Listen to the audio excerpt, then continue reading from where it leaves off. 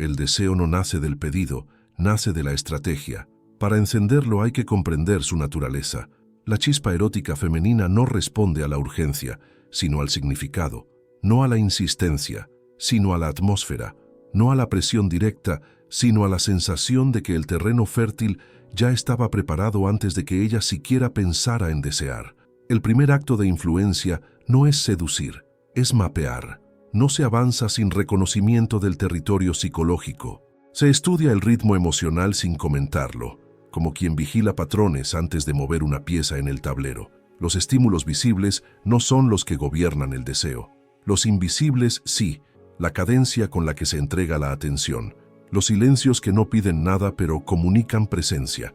La manera en que la conversación sube y baja sin signo evidente de urgencia. El grado de libertad que ella percibe al interactuar. Antes de activar, se elimina. Se suprimen los ruidos que matan el impulso. Ansiedad, necesidad de validación ajena, exceso de palabras explicativas, esfuerzos que parecen esfuerzos. Todo lo que huele a carencia licúa el deseo. Más que agregar, se depura, porque el deseo se apaga más rápido por incomodidad que por ausencia de atractivo. Luego viene la arquitectura del marco. Se organiza un contexto donde la sensualidad no dependa de una instrucción, sino de una sensación de inevitabilidad sutil, sin declarar que se está construyendo nada. Ese marco tiene reglas inflexibles, aunque no se pronuncien. El entorno debe transmitir comodidad sensorial, temperatura, distancia física, ritmo sonoro, estética limpia, estímulos no invasivos que acompañen sin robar protagonismo. La interacción debe sentirse ligera aunque esté calculada, y la primera tensión creada nunca debe ser sexual, debe ser psicológica, perceptual, casi narrativa. La mente de una mujer necesita primero interesarse antes de responder. La observación maquiavélica del poder enseña algo crucial, y aquí se aplica sin nombrarlo más de una vez. Lo que se controla a la vista genera rechazo. Lo que se controla por debajo genera magnetismo. El primer capítulo es dominar el campo de percepción, no sus decisiones. Por eso la distancia inicial es milimétrica, un cálculo de proximidad emocional y no corporal. Se da lo suficiente para abrir expectativa, nunca tanto como para cerrarla. La atención no es un recurso infinito, es una moneda que se dosifica, se administra como quien sabe que la mente humana valora lo intermitente por encima de lo constante. Se alterna presencia y leve retirada antes de que ella lo solicite. No es ausencia que castiga, es pausa que fertiliza la curiosidad. La curiosidad es el primer órgano del deseo. Cuando se despierta, todavía no tiene forma erótica, pero ya tiene dirección. Se logra no respondiendo a todo, sino contestando a lo esencial. No iniciando cada acercamiento, sino permitiendo que algunos silencios sean invitación para que ella misma los rompa. El vacío se convierte en motor si no se percibe como abandono, sino como espacio para entrar. Y esa es la primera semilla del deseo sexual según la lógica del poder psicológico. El impulso aparece cuando el yo empieza a imaginar participación, ventaja, exclusividad futura, posibilidad de ser vista en un lugar donde no todos entran. Encender el deseo no es estimular el cuerpo, es activar un circuito mental donde se cumplan tres principios invisibles: que la interacción no la disminuya, que la mejore, que no la haga sentir necesitada de impresionar, sino elegida para observar, y que la atención recibida no sea barata ni obsequiosa, sino medida, deliberada y, sobre todo, personalizada sin decir que lo está haciendo. No se declara interés, se demuestra sutilezas de reconocimiento, recordar un matiz emocional, no elogiarlo, percibir un gesto mínimo, no celebrarlo con discurso, modular el tono conversacional con seguridad calma, no con dramatización. La mente percibe dominio y lo interpreta como seguridad, no como amenaza, siempre que el dominio no invada su albedrío. El error es querer comenzar por hacer que desee. Lo correcto es preparar el espacio donde no pueda evitar desearse a sí misma a través del contexto que la rodea. Se empieza por convertir la interacción en un lugar donde su feminidad no está en juicio, sino en ventaja, donde no se compite por atención, sino que se recibe atención administrada con criterio, donde no se anticipa el final, sino que se inicia el juego psicológico que la imaginación querrá continuar.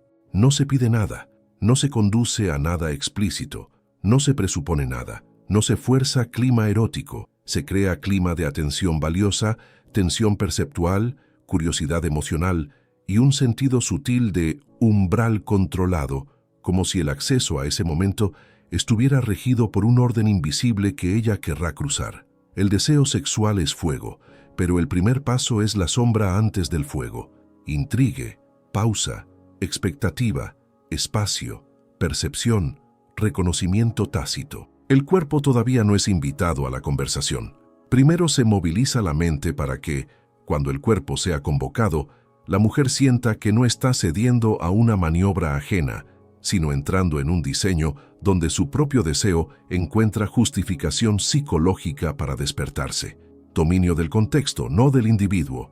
Control del ritmo, no del libre albedrío. Tensión de curiosidad, no de sexualidad declarada. Ese es el punto cero. Cuando la mente entra en ese juego, el deseo futuro no será empujado, será activado desde adentro, por un marco que lo volvió mentalmente ventajoso, emocionalmente cómodo y perceptualmente inevitable. El deseo se gobierna antes de manifestarse. Lo que parece necesitar pierde poder, lo que parece elegir lo adquiere. Esa es la base de la influencia, y el capítulo 2 se apoya en esa misma lógica. El deseo femenino no se despierta implorándolo, se diseña para que ella lo considere una opción ganadora dentro de su propio sistema emocional. Aquí no se habla de dinero, ni de posesiones como eje del estatus, sino del estatus como percepción psicosocial, la sensación interna que ella tiene de la capacidad de un hombre para sostener espacios, ritmos, emociones y decisiones sin fracturarse bajo la expectativa externa. El poder erótico es percepción de jerarquía mental, no jerarquía material literal. Primero, firmeza serena. El deseo no responde al temblor, responde a la quietud bien colocada. La quietud no es frialdad, es falta de ruido interno. Se transmite sin discurso, desde el lenguaje no suplicante. El secreto no es ocuparlo todo, es no estar a la defensiva ante nada. Cuando no hay miedo al silencio, el silencio se vuelve magnético. Se introducen pausas conversacionales que no piden rescate, sino participación. Se mira sin urgencia de resultado, se escucha sin desesperación por recompensas inmediatas, se responde sin ansiedad por mantener el interés. Porque el verdadero poder no es retener atención, es que la atención no te descontrole si se pierde por unos segundos. Ese autocontrol es leído como estatus psicológico, un tipo de seguridad que su sistema erótico interpreta como estabilidad atractiva, no como amenaza. Luego, decisión implícita. Las mujeres desean a quien no se presenta como finalista, sino como árbitro del proceso.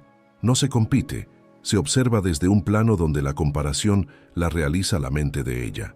El hombre no necesita declarar soy mejor, necesita actuar desde la posición de quien elige en lugar de ser elegido. Se comunica un mundo interno autopropulsado, intereses reales, propósito claro, tiempo administrado con criterio, interacción no gratuita, atención ganada, no exigida.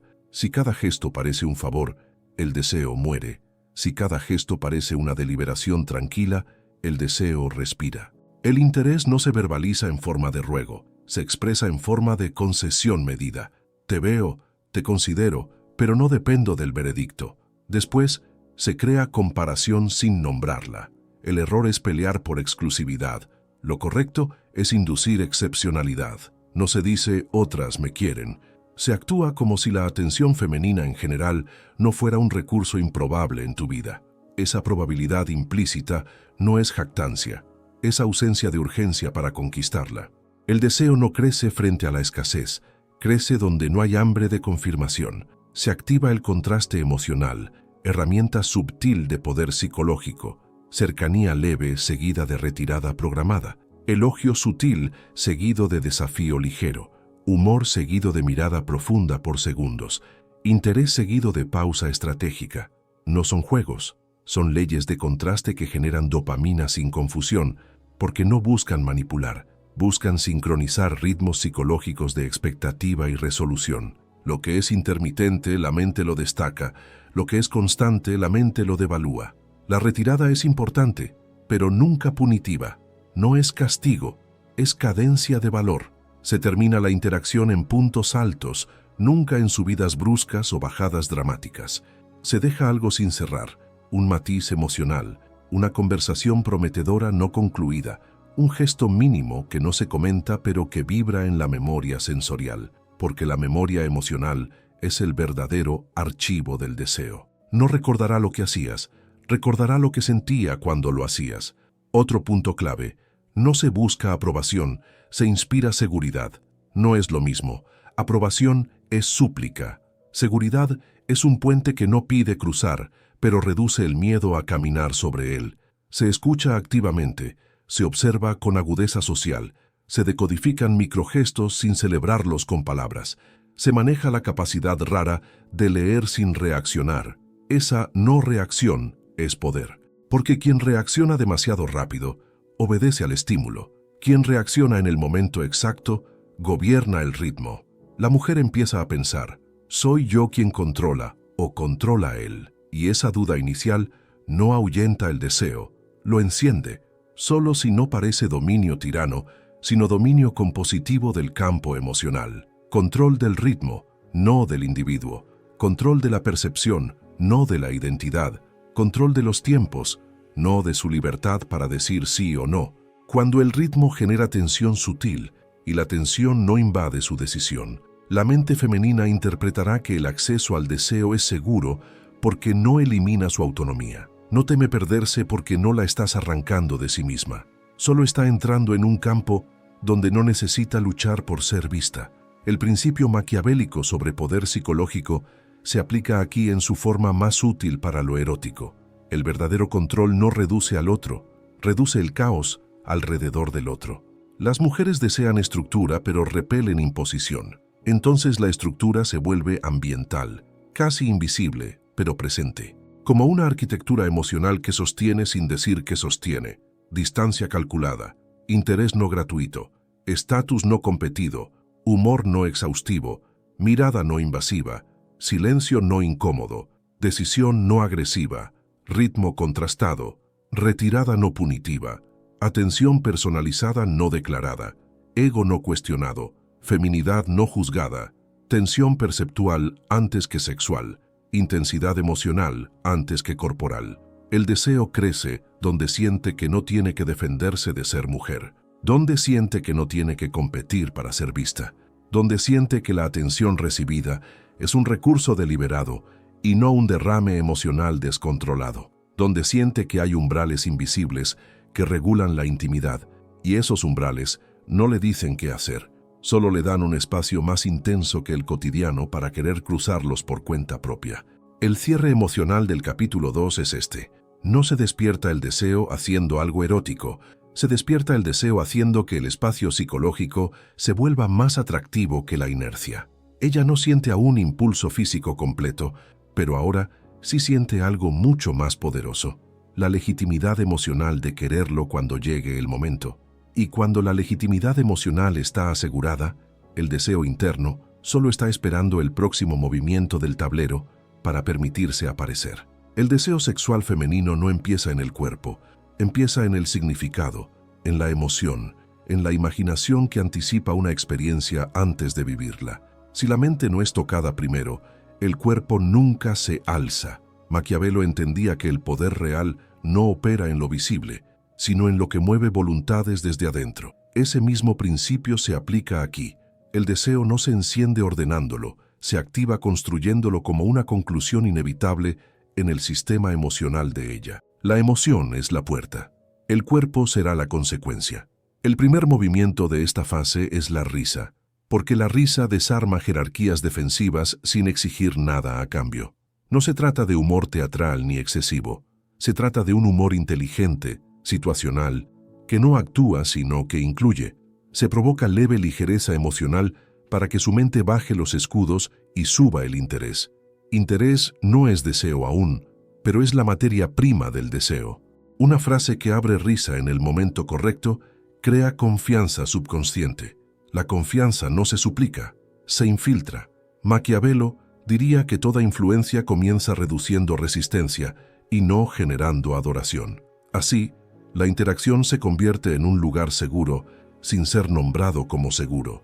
Luego viene la conversación en planos indirectos, porque lo explícito mata misterio y lo rector sí lo alimenta. Se habla de experiencia humana, no de intenciones eróticas. Se conversa sobre sensaciones intensas, lo que eriza la piel sin ser sexual todavía, lo que acelera el pulso sin parecer conquista, lo que deja a la mente con hambre sin sentirse presionada, estética, nostalgia, pasiones profundas, contrastes de la vida, sueños, desafíos, emociones, límite. El lenguaje se vuelve sensorial, pero no directo. Se describen atmósferas, no peticiones. La noche tiene un tono que no se repite. Las miradas dicen más cuando no tienen audiencia. Lo que se recuerda no es el acto, es el temblor interno que lo antecede. Ella no escucha teorías, escucha texturas emocionales. Y esas texturas alimentan su imaginación erótica futura sin invadir su autonomía. Aquí surge el concepto del peligro romántico controlado, inspirado en el pensamiento de fuerza política de El Príncipe. No peligro literal, sino la insinuación psicológica de intensidad. La sensación de entrar a algo que no es ordinario, que es profundo pero no empalagoso, firme pero no agresivo, ni demasiada lógica fría, ni sentimentalismo viscoso. El equilibrio es arma de poder. Si todo es emoción, se satura. Si todo es cálculo, se enfría. El deseo nace cuando ambos son insinuados y ninguno es excesivo. Se introduce luego la complicidad exclusiva, el motor más poderoso de la imaginación erótica femenina. No se declara exclusividad, se cultiva singularidad, códigos compartidos, referencias solo comprensibles entre ustedes, anclas emocionales que no se reproducen con otros. La mente femenina no solo desea conexiones, desea sentirse excepcional dentro de ellas.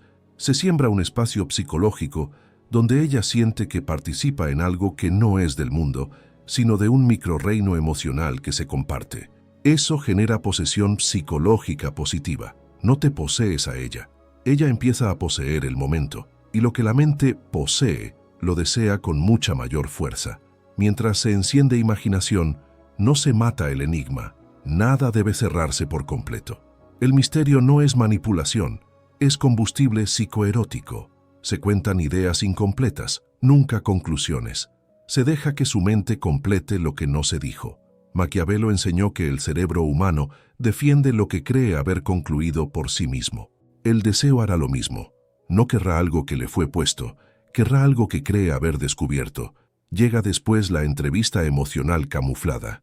Preguntar sin interrogar, descubrir sin analizar frente a ella, leer sin narrar lo leído. ¿Qué te hace sentir viva sin explicarlo? ¿Qué momento te cambió sin dejar constancia? Son preguntas de profundidad emocional que penetran sin invadir. La mujer no se erotiza por el cuestionario, se erotiza por el eco sensorial que el cuestionario deja. Cada respuesta que da se transforma en ladrillo del campo psicológico, donde después el deseo físico resultará coherente. Posteriormente se maneja la tensión narrativa, no sexual explícita.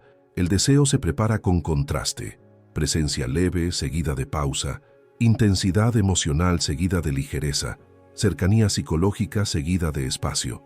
Eso regula dopamina sin caos. No es juego, es fisiología sin etiqueta. El cerebro registra patrón, espera resolución, y en esa expectativa nace la primera llama erótica no corporal, sino imaginada. La meta de esta fase es precisa, que ella sienta que su deseo futuro será una victoria de su propio impulso, no una maniobra ajena. El mayor enemigo del deseo femenino no es la falta de atracción, es la pérdida de autonomía. Entonces, la autonomía nunca se ataca, se fortalece. Se diseña un campo donde ella misma empieza a defender el avance del momento, porque el momento ya se volvió internamente conveniente para su ego, emocionalmente legítimo para su albedrío y sensoriamente deseable para su imaginación. Así se completan los tres motores del deseo psicológico femenino, inspirados en la ingeniería emocional del poder atribuida a Niccolò Machiavelli: interés germinado sin carencia, complicidad sembrada sin órdenes y misterio administrado sin caos. Cuando esos tres engranajes giran, el cuerpo no necesitará argumento. porque la mente ya construyó la mayoría necesaria para liberar el fuego. Deseo emocional primero, deseo corporal después, nunca al revés, porque el poder más profundo y el deseo más profundo no es inducido, se vuelve inevitable cuando la mente ya no encuentra razón lógica, emocional ni egoica para frenarlo. La seducción, como el poder, es un sistema de gobernanza de símbolos, ritmos y espacios psicológicos. Cuando Niccolò Machiavelli hablaba de influencia, lo hacía desde la arquitectura del entorno, no desde la imposición directa. Esa misma lógica sostiene este capítulo. El deseo femenino no se crea tocando a la persona, sino ordenando el contexto que la rodea para que ella misma quiera inclinarse hacia la experiencia. La seducción no manda, administra, no ocupa, delimita, no ruega, diseña umbrales de acceso que la mente interpreta como valiosos porque no están disponibles para cualquiera. El primer principio de esta fase es la estructura invisible. El deseo se siente más seguro cuando hay un orden implicado que no se verbaliza como control. Todo caos perceptual, emocional o ambiental actúa como enemigo del impulso erótico. Por eso, antes de escalar la atracción, se elimina lo que la degrada. Intrusión, ansiedad, ritmos erráticos, contradicciones de actitud, tensión no resuelta que parece amenaza, atención que desborda sin pauta, silencios incómodos que parecen castigo, proximidad física prematura, discursos emocionales que exigen respuesta, energía que parece suplicar dirección. Nada que se parezca a necesidad debe sobrevivir aquí. Lo que se necesita demasiado se vuelve improvisado. Lo improvisado revela grietas. Las grietas disuelven el deseo. La mujer no desea perfección, desea coherencia, no desea rendimiento teatral, desea cadencia confiable, no desea invasión, desea frontera respetable que pueda decidir cruzar. La frontera es el segundo principio. No se trata de barreras frías, sino de límites limpios que confirman autonomía. La atracción crece cuando ella puede señalar internamente: si avanzo, no pierdo control sobre mí. Entonces el campo psicológico se organiza para que ella no sienta que está siendo conducida, sino que está accediendo. Los umbrales de intimidad, como en las repúblicas del poder, funcionan mejor cuando no se nombran pero se perciben. Por eso se manejan distancias tácticas, cercanía emocional que abre y luego descansa, atención que reconoce y luego se retrae antes de saturar, presencia corporal que acompaña pero no exige, miradas que conectan pero no acaparan, respuestas que no se apresuran a llenar todos los huecos, silencios que no piden ser salvados, tiempos sin prisa que no mendigan inmediatez. Ella no está en un interrogatorio, está en un territorio con reglas perceptibles, pero no autoritarias. Quiere entrar porque siente que puede entrar sin dejarse atrás. El tercer principio es la jerarquía simbólica del momento. La sensualidad femenina es sensible al valor percibido de la experiencia. Antes del deseo físico, se necesita el permiso psicológico del ego, y ese permiso se otorga cuando la situación mejora su autoimagen en lugar de cuestionarla. Entonces la interacción se diseña para elevar su sentido interno de ventaja. Se siente vista con precisión, no adorada por defecto. Se siente considerada por inteligencia social, no abordada por insistencia. Se siente invitada a participar en un espacio donde no tiene que competir por validación femenina. Se siente observada desde la calma, no desde la urgencia. Se siente envuelta en un diseño donde su feminidad no está bajo juicio, sino en activo. El orden atractivo no es dominio que encierra, es dominio que sostiene. No restringe identidad, restringe caos. Se gobiernan tiempos, no libertades. Se administran estímulos, no decisiones. Se lidera la percepción, no se secuestra la autonomía. Ese es el corazón de la gobernanza erótica. Después viene el ritmo sensorial legitimado. Cada interacción tiene un tempo, volumen de voz, velocidad de respuesta, modulación emocional, presencia corporal, cercanía física, silencios intercalados, cambios mínimos de intensidad afectiva. Estos elementos no se manejan como impulsos espontáneos, sino como cadencias delicadas que no revelan esfuerzo. La seducción se vuelve gobernanza cuando el cuerpo de ella empieza a responder no a un gesto concreto, sino a la secuencia que lo hizo plausible. Su república interna, la del deseo, no se mueve por decretos, se mueve por mayorías emocionales. Entonces, el trabajo es que eso que siente tenga consenso interno, seguridad, curiosidad, atención valiosa, frontera cruzable, espacio sin caos, comparación inducida sin nombrar rivales, ego femenino sin amenaza. Cuando estos planos votan a favor dentro de ella, el deseo no aparece como obediencia, aparece como triunfo de su propio impulso. Aquí también se cultiva la legitimidad del cruce. No se avanza antes del permiso emocional, y el permiso emocional no se pide, se posibilita.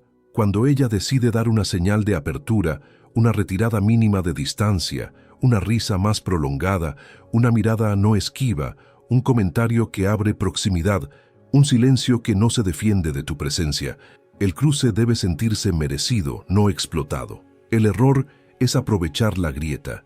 Lo correcto es aprovechar el consenso. No se toma el cruce, se acepta el puente que ella misma tendió creyendo que lo tendió sola. Esto fortalece el mito interno del yo decido, que lejos de ser enemigo del deseo, es su precondición.